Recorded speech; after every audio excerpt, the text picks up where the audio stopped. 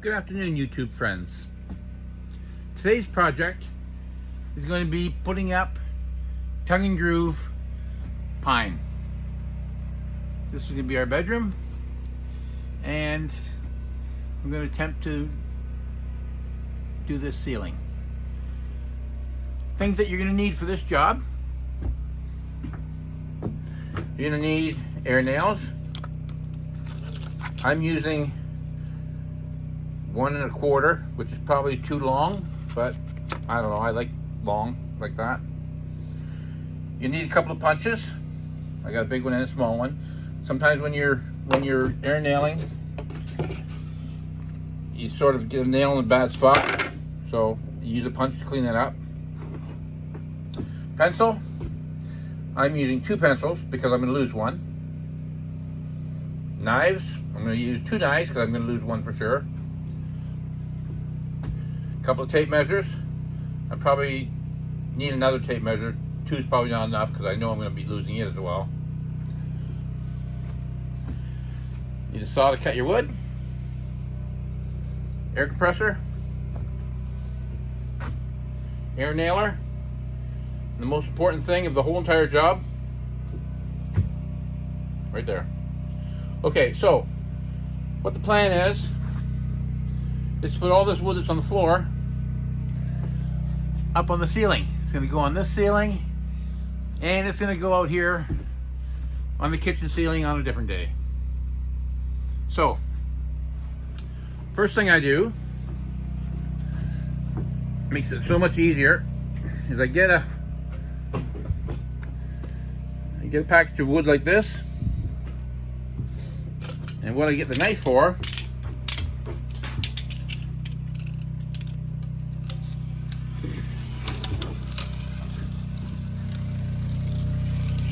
it's so much easier to open up the packages like that. Stuff just falls off. Otherwise, fighting and trying to get into there, it's a big hassle. So, sometimes you run into a spot where you got a piece of wood. This piece of wood here is damaged. And right here in the middle somewhere, it's broken too as well. So what I'll do with that is I'll wait till I get a spot where I need a short piece, and then I'll use that. Sometimes you don't really know what's in these packages. So sometimes when you're doing it, you're going to find yourself with a hole in a piece of wood, or a really damaged piece of wood. Just cut it where it's damaged and use that end somewhere. Now I've already put up one piece because I had to cut it, because right here there's a bend. I think that's a 2x6 2x6 roof truss. So it's just going to work better than I rip a piece off. So now when I'm over here, now I can go straight up the wall. So I'll stick the tongue right into that groove there, and then I'll go right straight up. We have another bend up here. I'm not really sure how that's going to work out. I'm basically doing the experiment on our bedroom right now, because if it doesn't look quite right, then the kitchen's not going to matter as much. So I've got all the thermal barrier up. We've got it all tuck taped, and she's ready to go. So I'm basically going to set the camera up on fast motion, because you don't want to watch this whole entire job. And every so often when something comes along that I need to explain to you, then I'll just slow the video down. So there's a plan for today, and just watch along, and we'll see how it goes.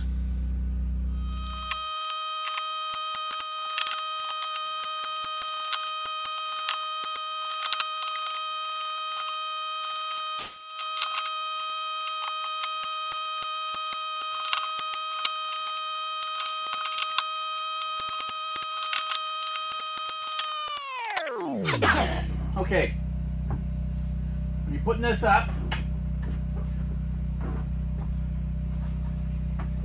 right here, I got a bad spot on a piece of wood. What you need to do, every time you put a piece of wood up, show you.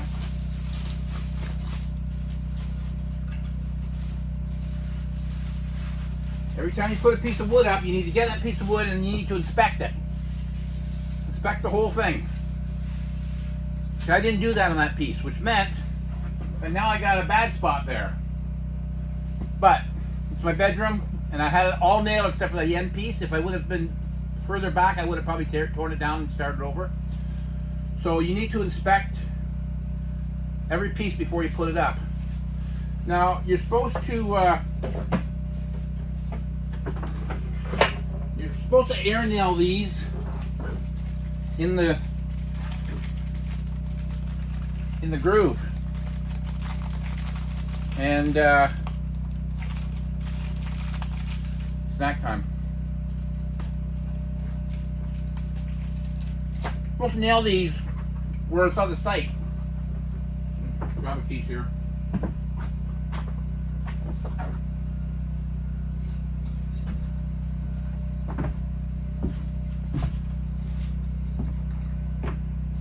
You put this thing up on the ceiling, and you put your air nail right in there so you don't see it.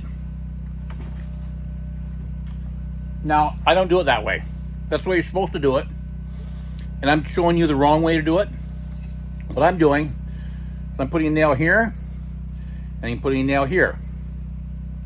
So there's going to be a row of nails across every roof truss, which is not the way to do it. The reason I'm doing that way is because I've done 1, 2, 3 ceilings already in this house. 4 ceilings. Did the bathroom. I did what's the kitchen now and what's the living room now. And I did the back porch. So I've done 4 ceilings already. When I did them, I used a pin nailer. And I went in there right where you're supposed to go with my pin nailer. And I got finished, and it looked perfect. Well, what happened is over the next few weeks, those nails are so small that the ceiling started doing this little wave thing. So the only way to get around that without having to tear the whole ceiling down was to stick a nail right in the middle of every one of these. The whole ceiling. I went across the whole ceiling and nailed the whole thing. And instead of using a pin nailer, I used 18 gauge nailer. Now, 18 gauge, the pin nailer I think is a 23 or 24 gauge. The 18 gauge is a bigger nail, so it holds better. I could have went to a 16 gauge, which is even heavier, but I don't want to see the nails really badly. So I just wanted to make sure the thing stays up. So I'm doing it wrong, but once you get this thing varnished, you're not going to know it. If you look at it from here even, you don't see the nails I'm making, the nail holes I'm making. And so when someone walks into your house, they're not going to say, oh, you nailed that all wrong. They're going to walk in and you got your curtains and you got your countertops and you got your in your bedroom, you got your bedroom suite, you got your walls, you got your pictures, you got all your stuff. So everything's going to sort of blend. So they're not going to notice that. Likewise, they're not going to notice that one bad spot there. I notice it. I almost should take it down. I probably could right now, you know. But I'm not gonna take it down. I'm gonna leave it. Forget it. I haven't got time for that. So, if you want to use a pin nailer, that's fine. And if you want to go in that groove, that's fine. But know that ceiling could do one of these wavy things, and then you're sitting there ramming nails all over the place on it. So I just eliminate the whole problem in the first place, and I just nail her up. Nail her up, then I'll varnish it. Now, when we're talking about varnishing, I'm going to be using a satin finish, water-based varnish. I know I did back at one of my other places I owned. I did the whole entire basement family room ceiling, and I varnished it. And what I did was I got all my boards, I laid them all out on a sawhorse, and I varnished like 20, 30 boards. Had them on the sawhorse, had them on the ground over here, over there, everywhere. 20 or 30 boards. I put a coat of varnish on. Then I went back a couple hours later, did the same thing again. Put another coat of varnish on. Went back a couple hours later, put a third coat of varnish on. Very time consuming. Here, excuse me, here what I did was I put the ceiling up, then I grabbed a roller. The can recommends not to use a roller because it causes bubbles. Take your time. It won't cause bubbles. It won't be a problem. I got the ceiling, and I rolled the whole entire ceiling. And as I'm rolling it, I have a brush in my hand. I catch little runs. I catch in little spots where the roller can't get. I go all the way around the edges with my brush. I basically varnished the whole entire ceiling in like just a fraction of the time it took me to varnish a roll of boards, another roll of boards, another roll of boards. That saves so much time. So that's a good shortcut. So that if you're putting this stuff up, varnish it all at once. That's my recommendation. I'm not saying it's the right way, that's my recommendation. Another mistake I made, not that it's a mistake, but all these ceiling joists. I would get this wood, and I would measure right to the ceiling joist. So I'm in the middle of the ceiling joist. I would cut it, and then I'd get my next board. I'd measure right to the middle of that ceiling joist. I would cut it. I don't do that anymore. This stuff here, you've got your tongue, and you got your board that goes there in that tongue. And then you got your next board, and you got your tongue as well. Those two boards are being held by that tongue. And then the next board's going to go on. You tell me, why does that need to be on a ceiling joist? It doesn't. So I spent so much time, and you waste a couple inches here, a couple inches there. I don't worry about if it's on a joist. I make sure my joints are staggered, but I don't have them on a joist. I don't care about that. Okay, another thing. I just lost it. Okay, here we go. Another thing. If this board is going on the wall, on the ceiling, and let's say it's on the ceiling like that, okay? So I need to put a board there this long. So what I can do,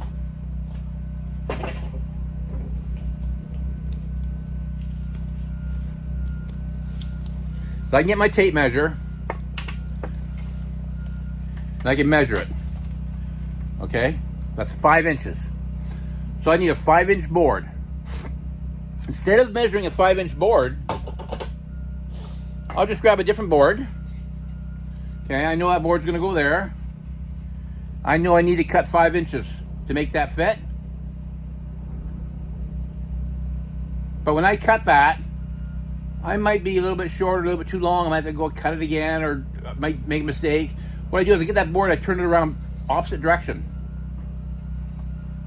And then I put a pencil mark on it. I put a pencil mark right there. And after I put my pencil mark, then I'll cut it. Cut this piece off, this top piece, throw it. And now this board is the perfect size, fits right in there. You watch what I'm doing this ceiling. You will see me doing very little measuring with measuring tape. I'll go across this whole ceiling. I won't measure anything. The whole ceiling. I'll have it all totally up with no measuring tapes at all, which can save me a lot of time, especially since I'm going to lose my measuring tape like all the time. So what I've decided to do is, okay, so I'm going to have it all insulated. I'm going to do the tongue and groove ceiling. Then what's going to happen is, while this place is empty, before I do the drywall, before I do the flooring, before I do this, before I do that, I'm going to varnish this whole thing. Because the thing is, if I varnish it and there's nothing here, I can just slop that stuff everywhere.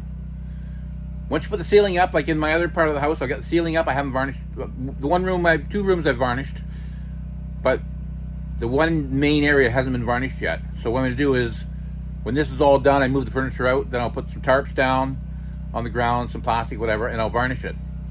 Point is, it's so much easier just to slap that varnish up. I don't care what that falls on the floor, because this floor is all going to be covered up.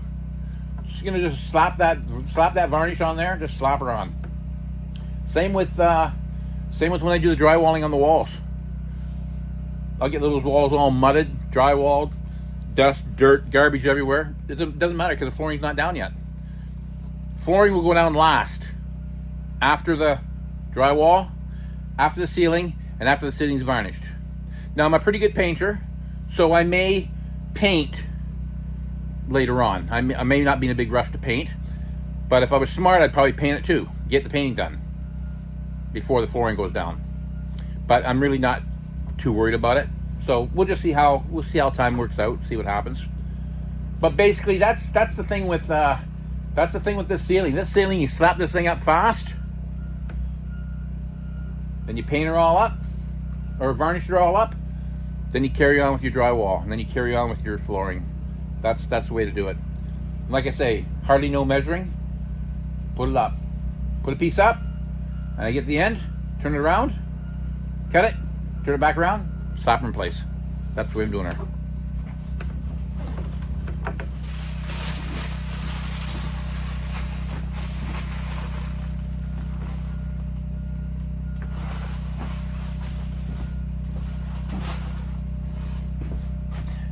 Yeah, I'm just checking to see if you guys are still there. Okay. Where was I? Okay.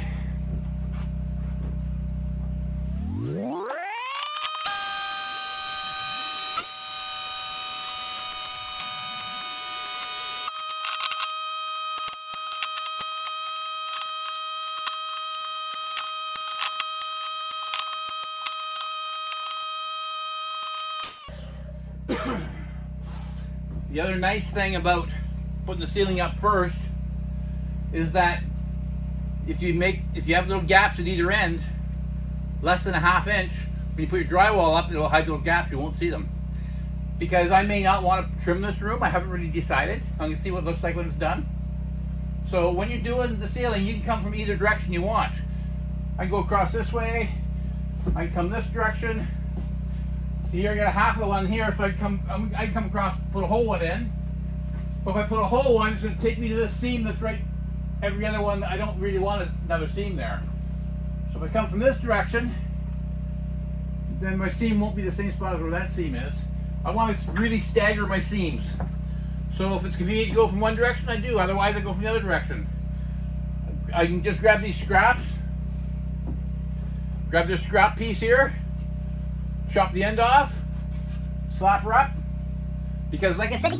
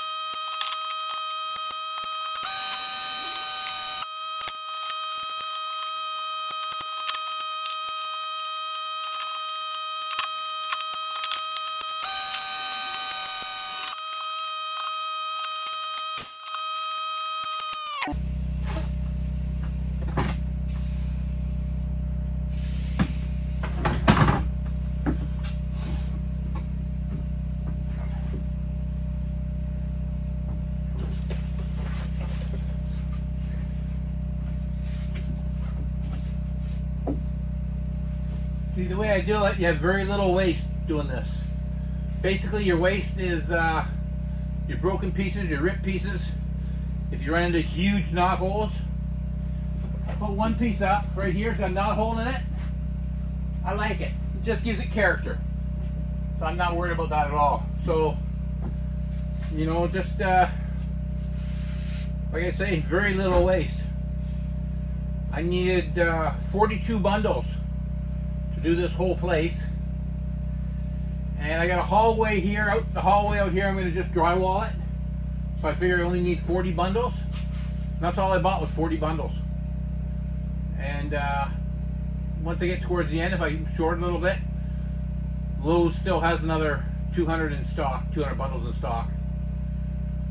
I'm 13 feet wide, but it's angled up, so we'll call it 14 feet wide. 14 feet by 30. So 3 times 14, 12, 42, 420 square feet. And a bundle does 10 square feet. So 10 square feet per bundle, 420 square feet, that's 42 bundles. But like I said, I'm not doing out there in the hallway. So I only bought 40 bundles. And like I say, you know, I'm probably gonna have a little bit of waste because when I come to a wall, I'm gonna have to rip it. So like here, I had to rip 1.5 pieces because I wanted to have my bend right there, right where the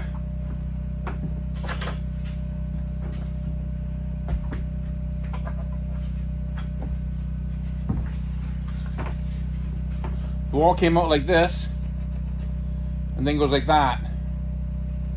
Well, I couldn't, if I put a full piece, I'd be able this far. If I put a second full piece, I'd be able this far. One piece would put me here, one piece would put me there. So then I couldn't nail it properly. So I got the first piece, I ripped it. Then I put the second piece up to it, and then I was able to nail it here, so now I can just change my angle, which is what I did. So I had to rip the first piece. And so on the other side, I may have the same thing. I may have a problem here with the hallway. I may have to rip a piece. But like I say, I can always go back and get more.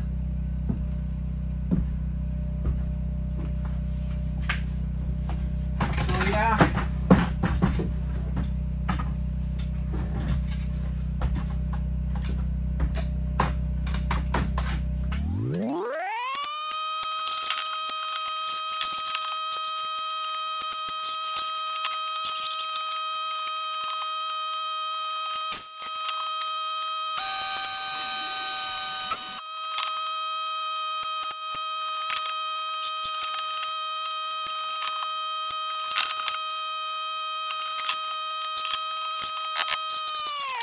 Let's see that.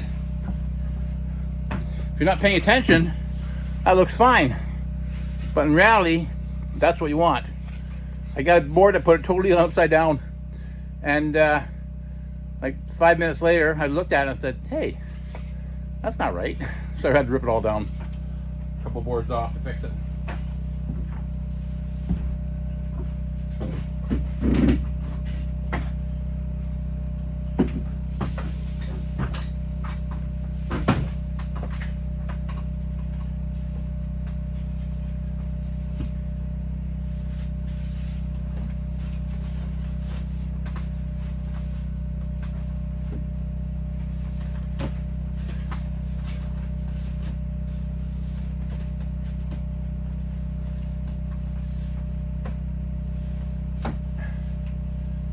That's better.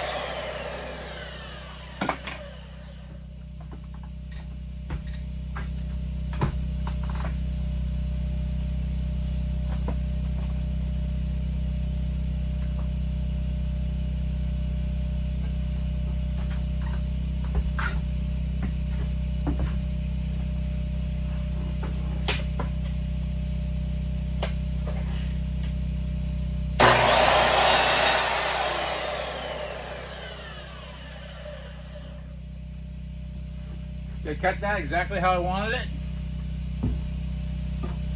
Cut that exactly how I wanted it. But there was a split here. So when I cut it, that fell off, which means now that's gonna be a big gap there. I don't want that.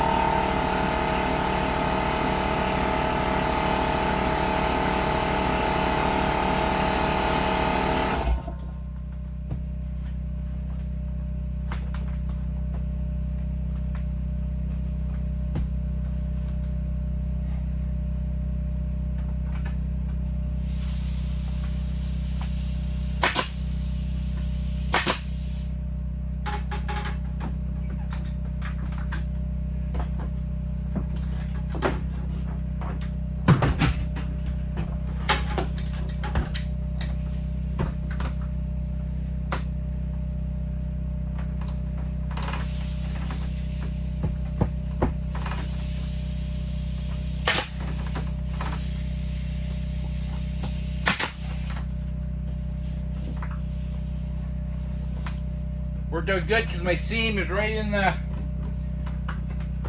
between two boards, so it actually worked out really nice. I didn't have to rip anything or do anything fancy there, so that's good. All these scrap pieces of wood, don't throw them away. That's probably one of the best fire starters you'll find.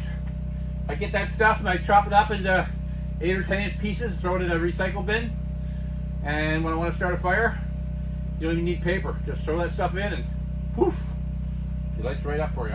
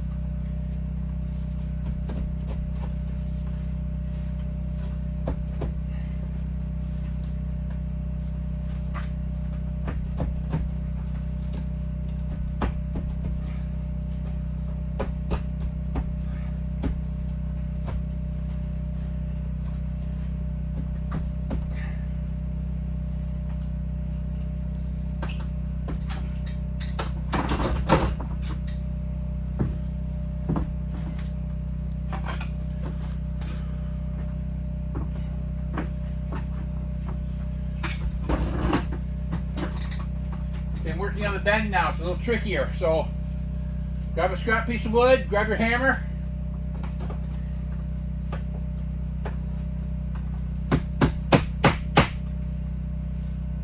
Just like that.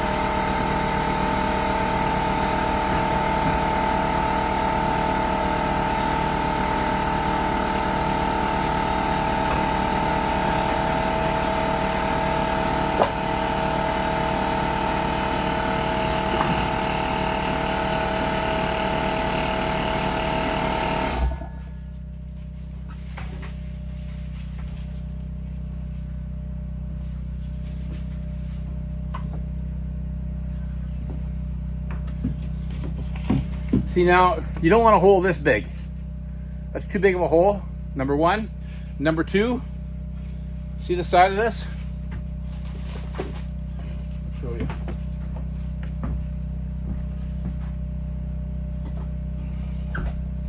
You sometimes want to see a little bit of that because it gives it character. But if you look at this, it's just a little bit too much. Well, maybe. Oh, it's debatable, I suppose. Almost too much. Actually, it's probably not too bad. Except for you will see some pink insulation. Depending on how it sits. So the thing is, I got to cut this hole out anyway, so I'll just chop this whole piece right out. I may not chop it all out. Oh yeah, you got a big bad spot here too. See that spot there?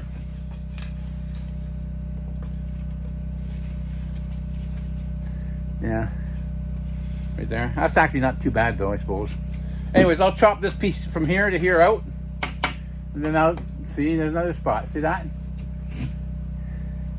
Oh, you can't see it. There's a spot right there. Right there. That's why you want to check every piece before you nail it up. I mean, you get these spots here where there's a knot sort of busted open a little bit, but that's fine. You want some character. You want some flaws. So that way if someone looks at it and says, oh, you left a piece of bark obvious, or you left a knot hole obvious, you can say, yeah, I did it on purpose. Sounds good anyways. Okay. So, yeah, I'm going to chop this thing in half. Then I'll take out what, yeah, that's what I'll do.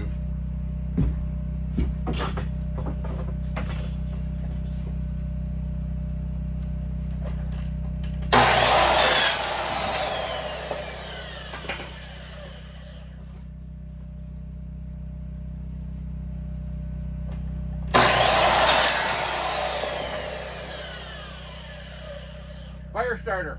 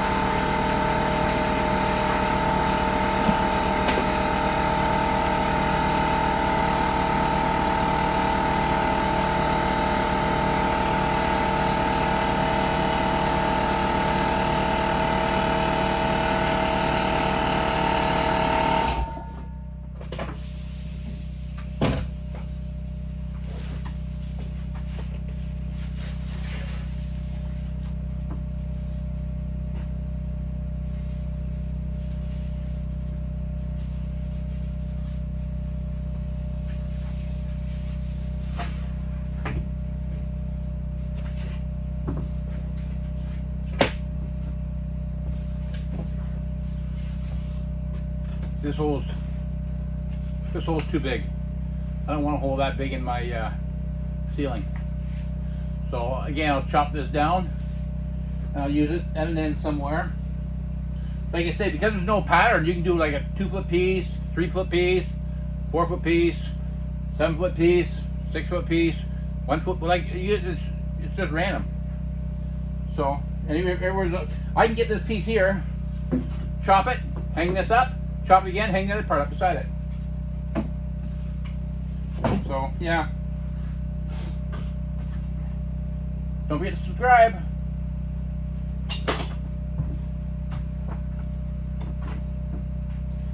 Well, I don't think I'm going to get it done today.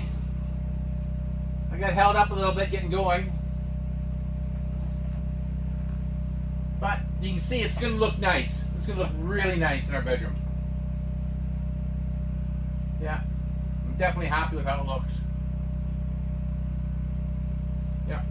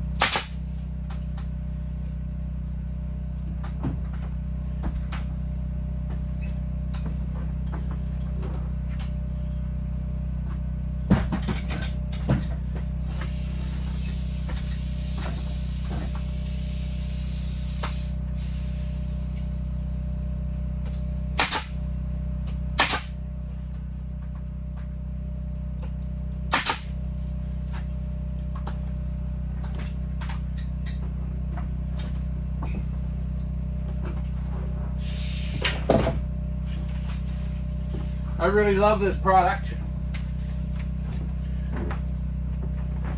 They have it at Home Depot, and they have it at Lowe's. I think it's really good product. The one reason I really like it is because I'm cheap. I've seen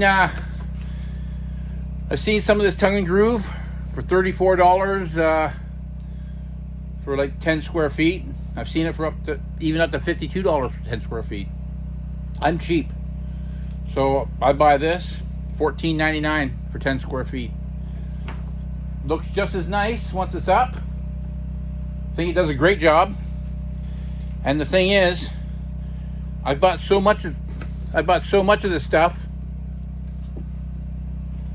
that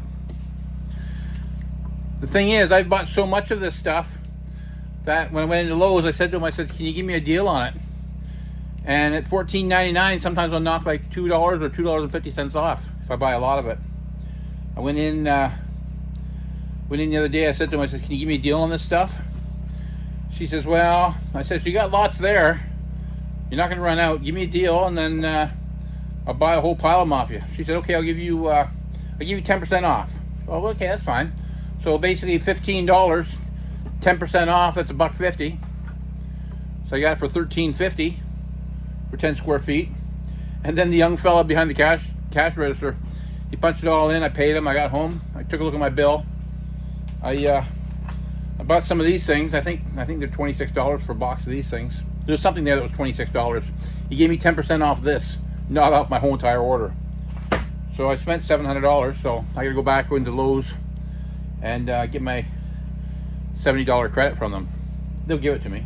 But so yeah, it's if you want a cheap, fast ceiling, this is it. This whole ceiling is going to cost me, I don't know, 12 by 12. Well, plus that, so 10 by 12, 120 square feet. 10 by 12, no, 100 square feet.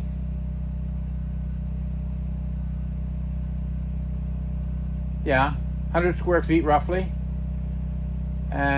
So 15 bundles at $13.50 a bundle. 130, 40, 50, like just over $200 to do this whole ceiling. $200, and then varnishing it. Like the cheap ceiling. Like just to drywall this alone, I'd be like what, 4 or 5 coats and all the time consuming the mud and everything else. I mean, I don't mind drywalling the walls, but ceilings, I've done them before. I'd rather not do them. I'll do the ceiling in the hallway, I'll drywall it, and then out in the other hallway and in the closet, I'll drywall those ceilings. But this year, I just do the tongue and groove, and yeah, it's a cheap way to go, and it looks nice when it's done. And even if I never finish it, it still looks good. Like I say, in the main part of the house, I still haven't done the finished ceiling yet. It's up, but I never varnished it yet, and it looks nice. It looks fine. The only thing is, with the wood stove, you could get smoke into it, and the next thing you know, it just won't look nice. So it's nice to get it varnished sooner than later. So that's it for now. I'm going to shut you guys down because you look like you're malnutritioned, and I know I'm malnutritioned. So I got to go eat something. We'll talk to you later. Bye. Well, I'm back from lunch. Ready to get back at her. Not going to get done itself.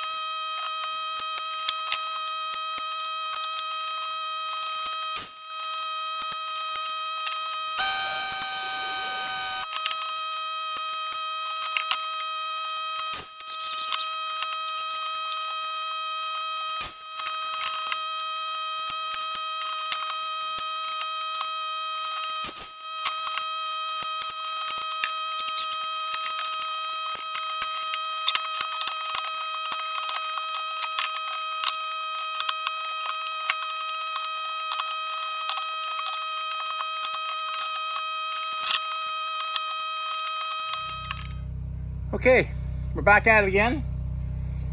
Had to rearrange the room a little bit. Had to move you over here to the other corner. Hope you don't mind. Sit and relax. And I'll do all the work. Grab yourself a coffee, just sit and relax.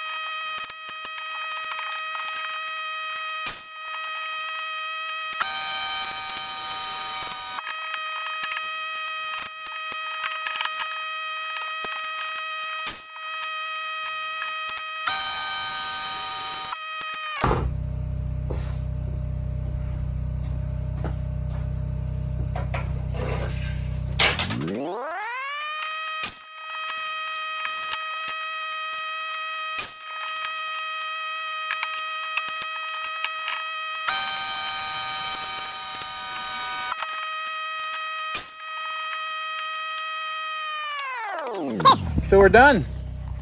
That's it. I got to do a little tiny cut over here tomorrow.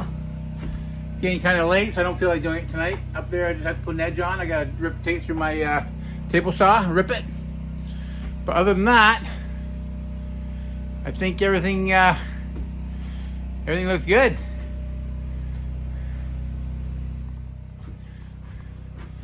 There she is. Perfect job. That's how much I was out. Like that little tiny piece right there. The drywall is going to cover that up.